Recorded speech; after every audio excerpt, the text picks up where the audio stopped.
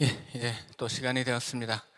어, 아까 그 언약을 좀 설명했는데 이제 새 언약에 대한 설명을 좀 더 이제 드려야 될 것 같아요. 이렇게 뭐 엊그제 수요 성경 공부 시간에 뭐 충분히 얘기를 했지만 또 금요 성경 통독으로 공부를 하시는 분들 있을 테니까 또 좀 잠깐 설명을 한다면, 우리 성경 안에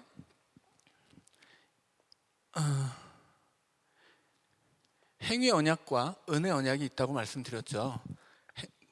행위 언약의 원리는 공의예요. 인과응보죠. 은혜 언약의 근본은 인내에 있습니다. 하나님의 사랑인 거죠.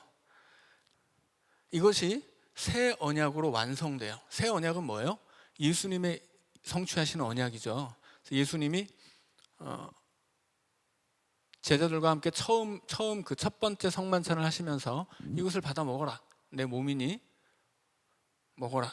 또 피를, 포도주를 주시면서 이것은 새 언약을 위한 내 피니 마셔라 말씀하시죠.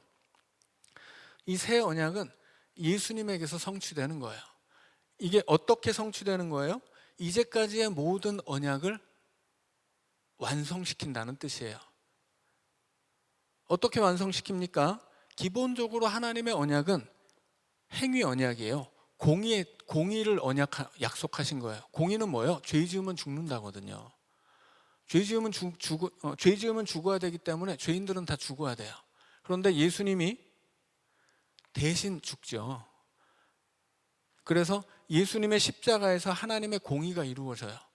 여튼 이 세상에 살았던 그 모든 인류의 죄악은 심판을 받아야 되는데 예수님이 십자가에 매달려서 그 모든 심판을 대신 받는 거예요. 그래서 예수님에게 우리가 지은 모든 죄를 하나님이 예수님을 통해 공의로 심판하시는 거죠. 그리고 그것이 바로 하나님의 인애예요. 사랑이죠.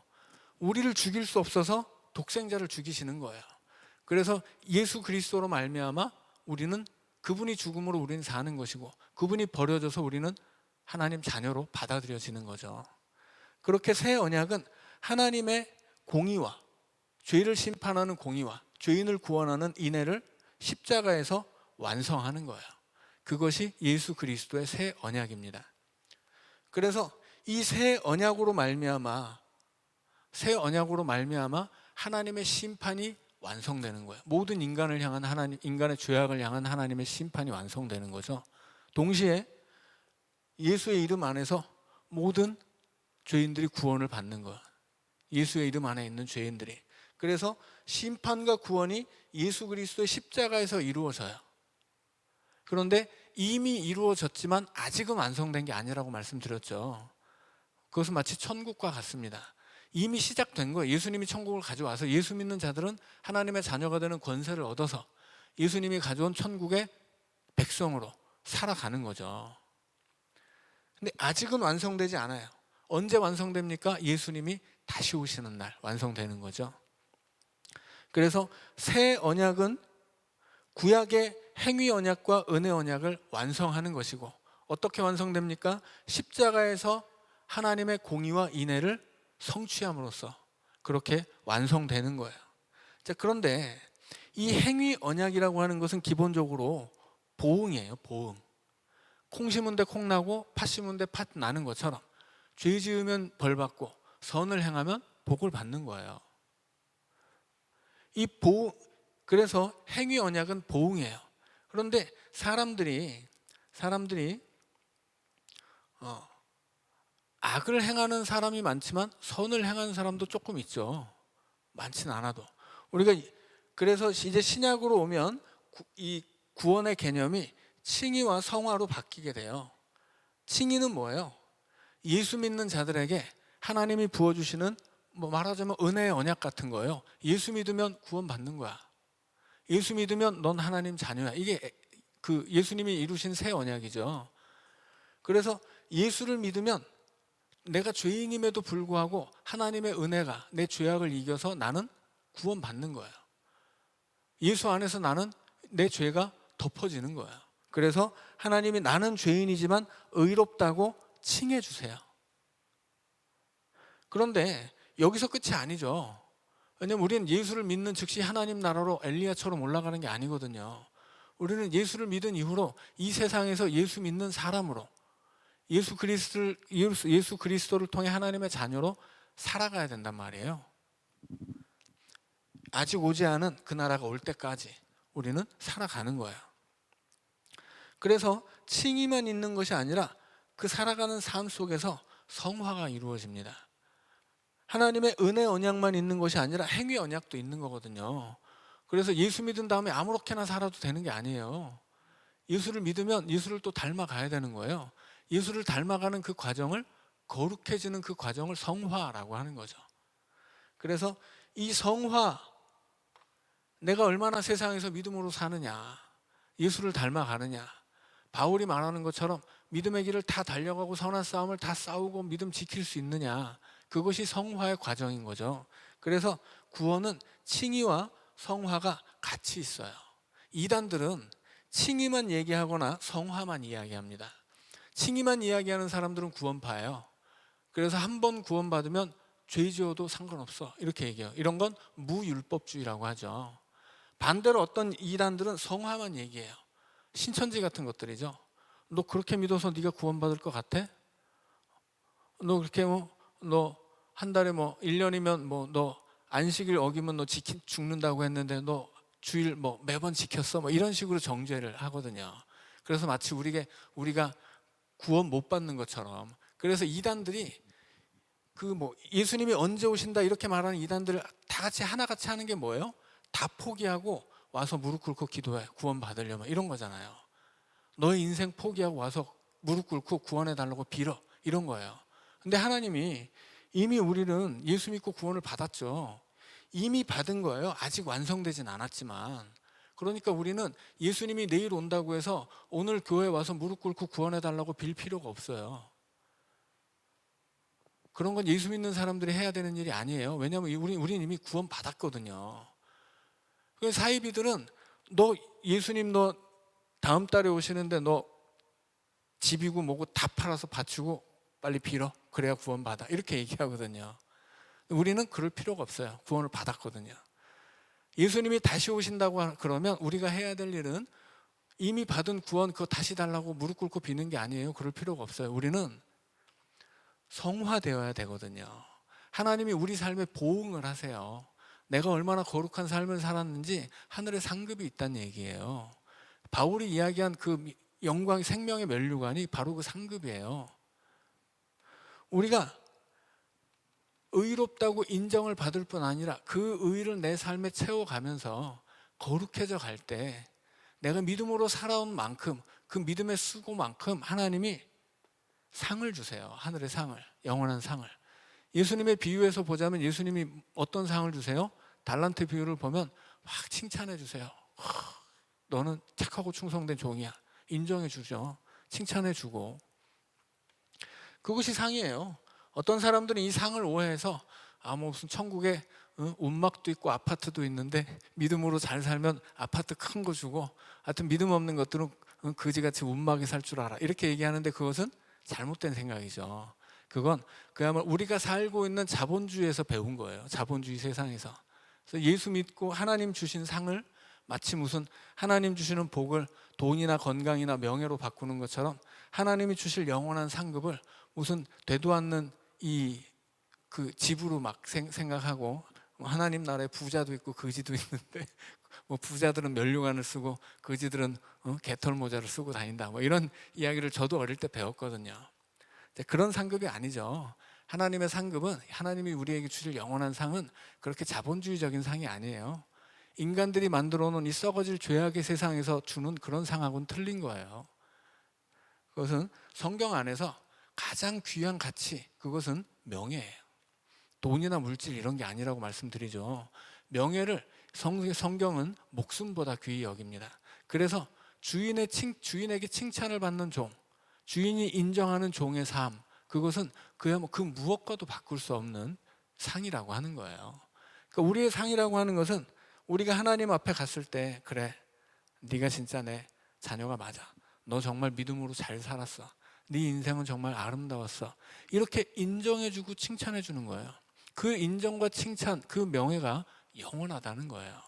우리는 그 영원한 상을 향해서 살아가는 것입니다. 이미 구원은 받았고 이미 구원을 받은 우리가 그렇게 거룩해져 가는 삶으로서 하나님 나라의 상급을 향해 살아가는 거예요. 그래서 이 구약 시대 하나님 백성들에게 주어졌던 공의와 인애의 공의의 행위 언약, 인애의 은혜 언약, 이것은 예수 그리스도의 새 언약으로 완성이 되고 십자가에서 하나님의 공의와 인애가 완성이 되고 우리는 예수 그리스도의 십자가 공로에 힘입어서 이제 구원을 받습니다. 그렇지만 구약의 이스라엘 백성들이 보여준 것처럼 그 이스라엘의 역사 안에서 단순히 그들이 하나님의 백성으로만 사는 것이 아니라 하나님 백성으로서 살 때 잘 살면 복을 받아요. 상을 받습니다. 하나님 백성답지 못하면 벌을 받아요. 그 보응이 오늘 하나님 백성으로 살아가는 우리에게도 있다라고 하는 거예요. 그래서 우리는 이 보응을 따라서 우리가 믿음으로 세상을 어떻게 살았느냐, 우리의 인생이 어떠했느냐에 따라서 우리가 받을 영원한 상이 있다라고 하는 거예요. 아무튼 우리는 그 이단들이 무율법주의처럼 예수 믿었으니까 너 아무렇게나 살아도 돼, 이런 말에 홀려서도 안 되겠고요. 예수님 오실 테니 다 포기하고 무릎 꿇고 빌어, 구원해 달라고 빌어, 이런 말에 홀려서도 안 되는 거죠. 우리가 할 일은, 예수님이 내일 오신다면 오늘 우리가 해야 할 일은 구원해 달라고 빌 필요 없어요. 우리는 내일 오실 예수님에게 보여줄 내 거룩한 삶을 준비해야 돼요. 믿음으로 살아가는 내 삶이, 내 하루가 예수님 받으실 믿음의 열매거든요. 그것을 준비하는 것이 종말 신앙이지, 잘못했다고 빌고 구원해 달라고 막 울부짖는 것은 종말 신앙이 아니에요. 그것은 그냥 거짓말에 속은 거예요. 자, 그래서 우리가 이 언약이라고 하는 것, 구약에 5가지나 되는 언약이 있었고 그것이 예수님에게서 성취되고 그 새 언약 안에서 살아가는 우리의 삶이 칭의와 성화 속에 있으며 이 성화에 따라서 우리에게 주어질 하늘의 영원한 상이 있다라고 하는 것까지를 알아야 이제 이 언약에 대해서 다 이해하는 겁니다. 그러면 성경의 모든 이야기는 이 틀 안에 있어요. 이 틀에 따라서, 이 언약에 따라서 이스라엘 백성들이 고난을 겪기도 하고 고난 속에서 건짐을 받기도 하고 또 때로 즐거운 일을 만나기도 하고 또 하나님의 진노를 만나기도 하고 또 그 안에서 구원받고 그들의 나라가 망하기도 하지만 다시 세워지기도 하고 예수님이 오시고 십자가에 죽고 그리고 그를 따르는 제자들이 교회를 세우고 그 교회 안에서 하나님의 백성들이 복음을 전하고, 이런 모든 일들이 다 이 구약에서부터 신약을 관통하는 언약의 이야기들이에요. 그러니까 이것은 말하자면 하나님이 우리에게 주신 구원사를 이루어가는 2가지 원리라고 하는 거죠. 그래서 이 성경 안에 이런 그 언약의 원리들이 있다라고 하는 것을 여러분 꼭 알고 계셔야 되겠습니다. 괜히 또 설명이 길었네요. 이러다가 신명기가 언제 끝날지 모르겠는데 앞으로는 설명을 길게 하지 않고 많이 읽어가도록 하겠습니다. 자, 11절부터, 5장 11절부터 읽어가겠습니다. 자, 3번째 계명입니다. 너는 내 하나님 여호와의 이름을 망령되이 일컫지 말라. 나 여호와는 내 이름을 망령되이 일컫는 자를 죄 없는 줄로 인정하지 아니하리라. 내 하나님 여호와가 내게 명령한 대로 안식일을 지켜 거룩하게 하라. 엿새 동안은 힘써 내 모든 일을 행할 것이나 7째 날은 내 하나님 여호와의 안식일인즉 너나 내 아들이나 내 딸이나 내 남종이나 내 여종이나 내 소나 내 낙이나 내 모든 가축이나 내 문 안에 유하는 객이라도 아무 일도 하지 못하게 하고 내 남종이나 내 여종에게 너같이 안식하게 할지니라. 너는 기억하라. 내가 애굽 땅에서 종이 되었더니 내 하나님 여호와가 강한 손과 편 팔로 거기서 너를 인도하여 내었나니 그러므로 내 하나님 여호와가 네게 명령하는 안식일을 지키라 하느니라. 안식일을 지켜야 하는 이유는 무엇입니까? 하나님이 그들을 애굽 땅에서 인도하여 내셨기 때문이에요. 네가 애굽에서 구원받은 하나님 백성이니 안식일을 지키라고 하는 거죠. 그래서 나중에는 안식일을 지키는 것이 너희가 하나님 백성이라는 증거다, 그렇게 말씀하시죠. 그래서 이 시내산 언약의 증거는 바로 안식일이에요. 자, 16절은 5번째 계명입니다. 너는 내 하나님 여호와께서 명령한 대로 네 부모를 공경하라. 그리하면 네 하나님 여호와가 네게 준 땅에서 네 생명이 길고 복을 누리리라. 자, 이것은 효도하라는 명령 아니라고 말씀드렸죠. 부모를 공경함으로 해서 얻을 수 있는 유익이 뭐예요? 그것은 단순히 인륜을 지키는 그런 것만이 아니라 부모가 가지고 있는 부모의 신앙을 배우고 부모 세대에 물려주신 하나님의 언약을 이어받는 거예요. 그래서 부모를 공경해야 하는 것입니다. 그래서 이것은 거꾸로 말하면 부모들에게 너희 자녀들에게 너의 신앙을 가르쳐 줘야 한다. 네가 이어받은 하나님의 약속을 너의 자녀들이 계승받을 수 있도록 네가 믿음의 삶을 본으로 보여야 한다. 그런 뜻이에요. 그러니까는 이것을 단순히 부모 입장에서 너 나한테 효도해, 자식한테 그렇게 얘기하는 계명으로 삼으면 안 되는 거예요. 이것은 부모 입장에서 내 자녀에게 내가 믿음으로 살아가는 본을 보이라는 명령이에요. 자, 17절입니다. 살인하지 말지니라, 간음하지 말지니라, 도둑질하지 말지니라, 내 이웃에 대하여 거짓 증거하지 말지니라, 내 이웃의 아내를 탐하지 말지니라, 내 이웃의 집이나 그의 밭이나 그의 남종이나 그의 여종이나 그의 소나 그의 낙이나 내 이웃의 모든 소유를 탐내지 말지니라. 자, 이 21절이 10번째 계명인데 이걸 나누지 못하는 또 다른 이유는 뭐냐면 여기 지금 이 말씀 앞에 점이 찍혀 있죠. 여러분 성경에도 이 점을 파투카라고 그래요. 이 파투카는 문장이 끝날 때 찍는 점이에요. 새로운 문장이 시작할 때 이 점이 찍혀 있습니다. 그러니까 이 점이 찍혀 있는 것은 한 문장이에요. 그러니까 이 21절을 둘로 나눌 수 없다라는 거죠. 문법적으로. 애초에 이것은 말이 안 되는 얘기예요. 그래서 십계명이 캐톨릭 방식의 십계명도 있고 개신교 방식의 십계명도 있는데 뭐 개신교만 옳다 그런 얘기를 하고 싶은 것이 아니라 이 성경 말씀은 절대로 둘로 나누어질 수 있는 9번째 계명, 10번째 계명으로 나누어질 수 없는 말씀이다라고 하는 거예요. 자, 22절입니다. 여호와께서 이 모든 말씀을 산 위 불 가운데 구름 가운데 흑암 가운데에서 큰 음성으로 너희 총회에 이르신 후에 더 말씀하지 아니하시고 그것을 두 돌판에 써서 내게 주셨느니라.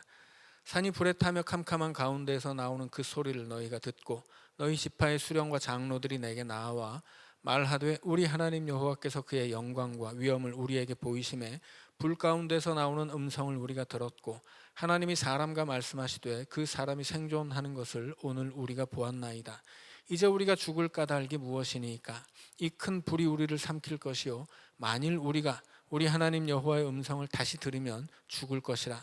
육신을 가진 자로서 우리처럼 살아계시는 하나님의 음성이 불 가운데서 바람을 듣고 생존한 자가 누구니까?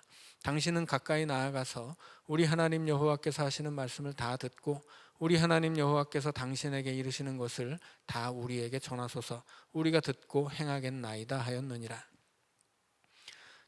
시내산 아래에서 지금 이스라엘 백성들이 다 같이 하나님 음성을 들은 거예요. 그게 십계명입니다. 그러니까 모든 여러 가지 율법을 가르쳐 주시는데 십계명은 하나님이 직접 가르쳐 주신 거예요. 그만큼 더 귀하다는 얘기죠. 자, 그리고 이 십계명을 돌판 2개 이제 기록해서 주십니다. 그만큼 십계명은 모든 계명의 근본에 있는 거예요. 이스라엘 백성들이 하나님 음성 들으니까 막 죽을 것 같거든요. 그래서 십계명까지만 들은 다음에 모세한테 부탁하죠. 네가 가서 듣고 와. 네가 듣고 와서 가르쳐주면 우리가 배울게. 우리는 계속 듣다가는 죽을 것 같아.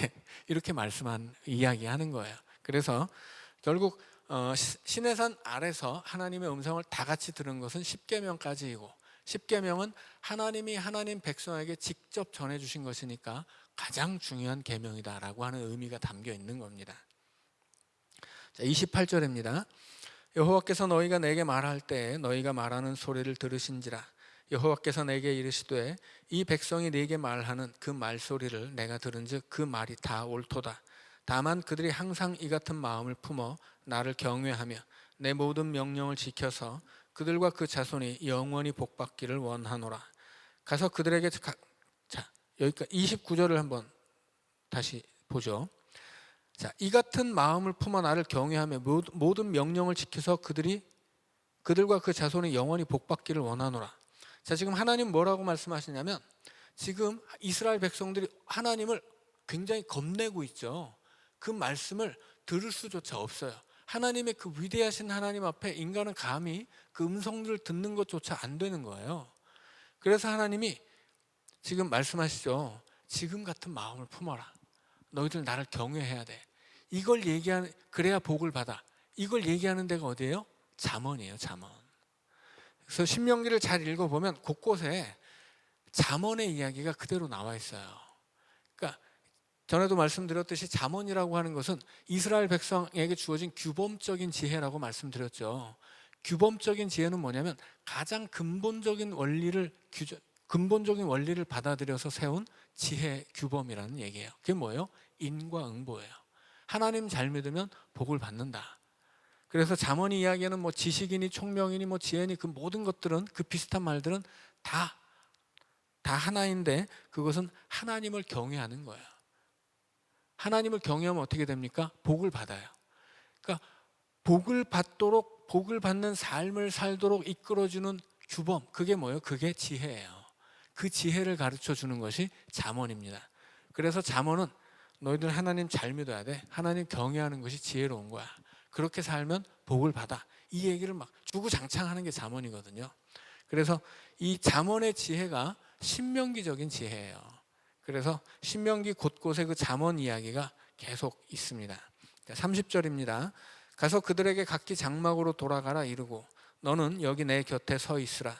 내가 모든 명령과 규례와 법도를 내게 이르리니 너는 그것을 그들에게 가르쳐서 내가 그들에게 기업으로 주는 땅에서 그들에게 이것을 행하게 하라 하셨나니 그런즉 너희 하나님 여호와께서 너희에게 명령하신 대로 너희는 삼가 행하여 좌로나 우로나 치우치지 말고 너희 하나님 여호와께서 너희에게 명령하신 모든 도를 행하라.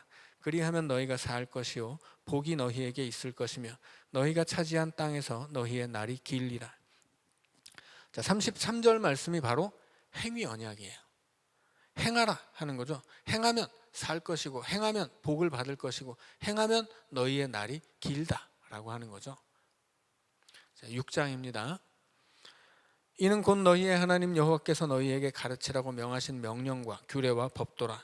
너희가 건너가서 차지할 땅에서 행할 것이니 곧 너와 네 아들과 네 손자들이 평생에 내 하나님 여호와를 경외하며 내가 너희에게 명한 그 모든 규례와 명령을 지키게 하기 위한 것이며 또 네 나를 장구하게 하기 위한 것이라. 이스라엘아 듣고 삼가 그것을 행하라. 그리하면 내가 복을 받고 내 조상들의 하나님 여호와께서 내게 허락하심과 같이 젖과 꿀이 흐르는 땅에서 내가 크게 번성하리라. 자, 6장으로 넘어가면 1절에서 처음에 이 지금 앞으로 이제 6장 4절부터 6절까지가 이제 쉐마라고 하는데 이 쉐마를 위한 근거들을 제시합니다. 6장 1절을 보면 하나님이 너희에게 가르치라고 명령하신 명령과 규례와 법도다 이렇게 이야기하죠. 이 모든 율법의 출처를 분명히 하는 거예요. 이건 사람이 가르쳐 준 것 아니고 하나님이 가르쳐 준 것이다. 자, 이것이 어디에서 필요합니까? 건너가서 차지할 땅에서 행할 것. 율법의 출처와 그 율법을 지켜 살아야 할 공간을 이야기하죠. 그리고 그들이 율법을 지켜 살아야 될 시간이 나오는데 그것이 2절이에요. 너와 네 아들과 네 손자들이 평생에, 여튼 너희들이 사는 동안에 그거죠. 그래서 계명의 출처, 계명의 공간, 계명의 시간, 그리고 그 계명을 지켜 행하라 명령하죠. 그리고 행함의 결과까지 말씀하세요. 네가 크게 번성하리라. 자, 그래서 1절부터 3절까지 그렇게 쉐마를 말하기 위한 준비 작업을 합니다. 그리고 4절부터 6절까지 이렇게 말씀하세요. 이스라엘아 들으라. 들으라는 말이 쉐마예요. 그래서 이 말씀을 특별히 이스라엘 백성들은 쉐마라고 부르고 이 구절을 하루에 2번씩 외우도록 했어요. 이것을 자기의 신앙 고백으로 삼아서 하나님 앞에 2번씩 고백하게 한 말씀이 4절부터 9절까지인데 그 중에 4절부터 6절까지를 쉐마라고 합니다. 자, 4절 말씀입니다. 이스라엘아 들으라. 우리 하나님 여호와는 오직 유일한 여호와이시니 너는 마음을 다하고 뜻을 다하고 힘을 다하여 네 하나님 여호와를 사랑하라. 오늘 내가 네게 명하는 이 말씀을 너는 마음에 새기고, 자, 여기는 새기고라고 되어 있지만 히브리 원문을 직역하면 새기라 이렇게 딱 끝나는 거예요, 문장이. 그래서 이 말씀을 이스라엘 백성들은 날마다 2번씩 외웁니다.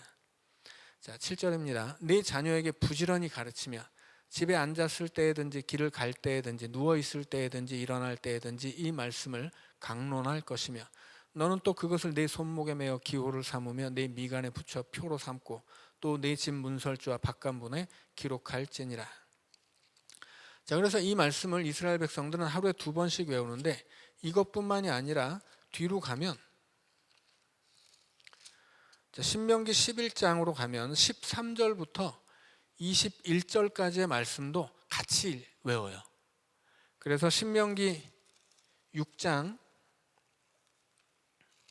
4절부터 9절까지 그리고 11장 13절부터 21절까지를 한 세트로 묶어서 날마다 아침 저녁으로 이 말씀을 외워야 돼요. 유대인들은. 이것이 그들의 신앙 고백입니다. 통칭으로 하면 쉐마라고 하고, 쉐마라고 정확히 쉐마라고 하는 구간은 4절부터 6절까지인데 이 한꺼번에 외우는 말씀 전체를 그냥 쉐마라고 부르기도 해요. 자, 10절 말씀입니다.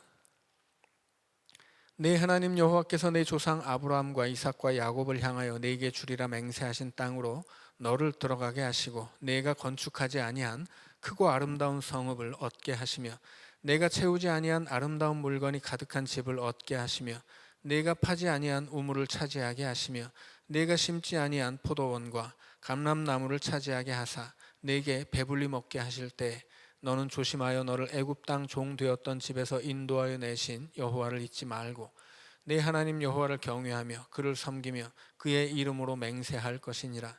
너희는 다른 신들 곧 내 사면에 있는 백성의 신들을 따르지 말라. 너희 중에 계신 너희의 하나님 여호와는 질투하시는 하나님이신즉 너희의 하나님 여호와께서 네게 진노하사 너를 지면에서 멸절시키실까 두려워하노라. 너희가 마사에서 시험한 것 같이 너희의 하나님 여호와를 시험하지 말고 너희의 하나님 여호와께서 너희에게 명하신 명령과 증거와 규례를 삼가 지키며 여호와께서 보시기에 정직하고 선량한 일을 행하라. 그리하면 네가 복을 받고 그 땅에 들어가서 여호와께서 모든 대적을 내 앞에서 쫓아내시겠다고 내 조상들에게 맹세하신 아름다운 땅을 차지하리니 여호와의 말씀과 같으니라.